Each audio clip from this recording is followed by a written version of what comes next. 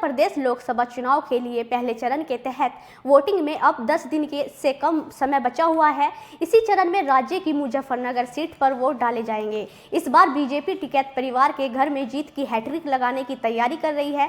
जीत की हैट्रिक लगाने के लिए बीजेपी ने इस बार फिर से 2 बार से लगातार सांसद संजीव बालियान को मैदान में उतारा। बीजेपी की ओर से 51 साल के संजीव बालियान मैदान में है, जो मौजूदा वक्त में मोदी सरकार के राज्य मंत्री भी है।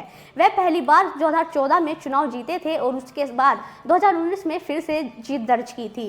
संजीव बालियान जाट समाज से आते हैं और इस समाज में उनकी अच्छी पकड़ है। वहीं दूसरी ओर समाजवादी पार्टी ने उनके खिलाफ 69,000 से पूर्व राज्यसभा सांसद हरेंद्र मलिक को अपना उम्मीदवार बनाया। सपा उम्मीदवार हरेंद्र मलिक 1985 से राजनीति में सक्रिय है, लेकिन इस बार उन्हें अपने प्रतिद्वंदी बीजेपी उम्मीदवार को जीत की हैट्रिक लगने से रोकने के लिए अपने 39 साल के राजनीतिक अनुभव को झोंकना होगा। वह 4 बार विधायक और 1 बार सांसद रह चुके हैं, जबकि 5वीं बार चुनावी मैदान में है। जाट समाज से होते हुए भी अपने समाज को अपने पाले में लाना इनके लिए चुनौती होगी, क्योंकि बीते चुनाव के दौरान यह समाज बीजेपी के साथ रहा। बीते कुछ सालों के चुनाव पर नजर डालें तो 1999 में इस सीट पर कांग्रेस के टिकट पर सैयद ने जीत दर्ज की थी।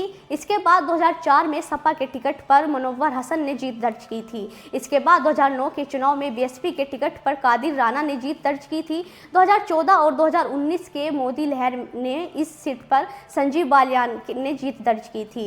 इसी बार वह जीत की हैट्रिक लगाने की तैयारी कर रहे हैं। अब अगर मुजफ्फरनगर के जातीय समीकरण की बात करें तो इस सीट पर सबसे ज्यादा 28% मुस्लिम वोटर्स है। इसके बाद सबसे ज्यादा 22% जाट वोटर्स है। यानी देखा जाए तो मुस्लिम और जाट मिलकर इस सीट पर 50% होते हैं। इसके बाद दलित 18%, गुज्जर 10% और अन्य वर्ग के 22% वोटर्स है।